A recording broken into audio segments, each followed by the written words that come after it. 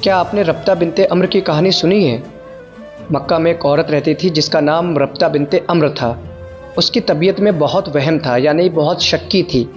اس کی ایک عجیب عادت تھی، وہ صبح سے شام تک بڑی محنت سے کپڑے بنتی اور اپنی باندیوں سے بھی بنواتی تھی، لیکن جیسے ہی شام ہوتی تو وہی بنے ہوئے کپڑے جو اس نے گھنٹوں کی محنت سے تیار کیے ہوتے تھے اسے اپنے ہاتھوں سے پھاڑ کر ریشہ ریشہ کر دیتی۔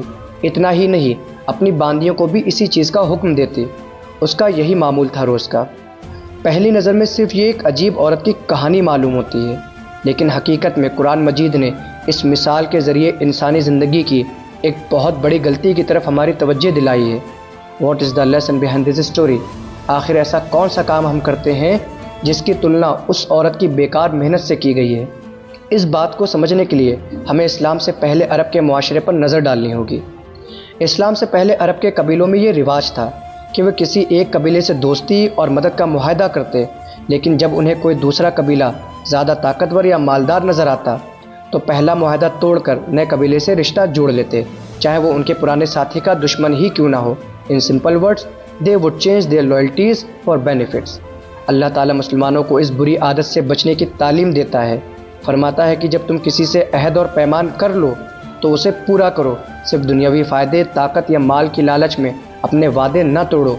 اگر کوئی انسان اپنے فائدے کے لیے بار بار اپنے وعدے توڑتا ہے تو اس کی حالت اس عورت جیسی ہو جاتی ہے جو دن بھر محنت سے کپڑے بنتی تھی پھر خود ہی اسے برباد کر دیتی تھی، یعنی آل دیٹ ایفرٹس ویسٹڈ۔ سوچئے، جس طرح اس عورت کی ساری محنت بیکار چلی جاتی تھی اور اسے خبر بھی نہیں ہوتی تھی، اسی طرح عہد شکنی کرنے والا انسان بھی اپنے اخلاق، اپنے بھروسے اور اپنی عزت کو اپنے ہی ہاتھوں برباد کر لیتا ہے اور اسے خبر بھی نہیں ہوتی۔ اسی لیے اللہ تعالیٰ ہمیں سکھاتا ہے کہ وعدوں کو نبھانا اور اپنے عہد پر قائم رہنا ایک بڑی آزمائش ہے۔ یہ وہ کسوٹی ہے جس پر انسان کے کردار، اس کی سچائی اور اس کے ایمان کا امتحان ہوتا ہے، یعنی پرومسز ڈیفائن دا کیریکٹر۔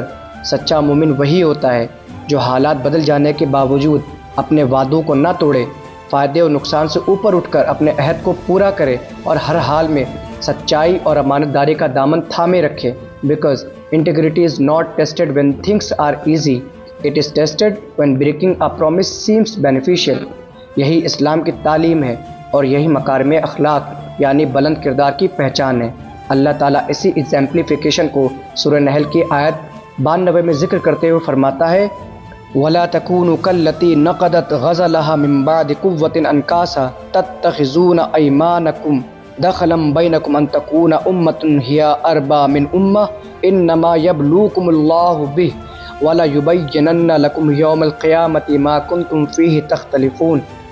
یعنی جس عورت نے اپنے سوت کو مضبوطی سے کاٹنے کے بعد اسے ادھیڑ کر تار تار کر دیا، اس جیسے نہ بن جانا کہ تم بھی اپنی قسموں کو توڑ کر آپس میں فساد کا ذریعہ بنانے لگو، صرف اس لیے کہ کچھ لوگ دوسروں سے زیادہ فائدہ حاصل کر لیں۔ اللہ تعالیٰ اس کے ذریعے تمہاری آزمائش کر رہا ہے اور قیامت کے دن وہ تمہیں بتا دے گا وہ باتیں ضرور جن میں تم اختلاف کیا کرتے تھے۔